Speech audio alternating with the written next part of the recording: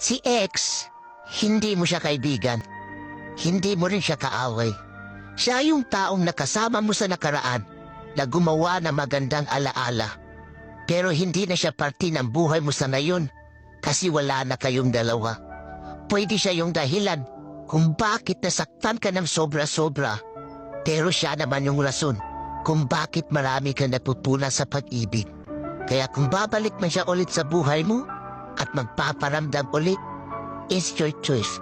Kaya paano ka mabubuo ulit ang sarili mo kung tatanggapin mo yung tao na sumira ng pagkatao mo?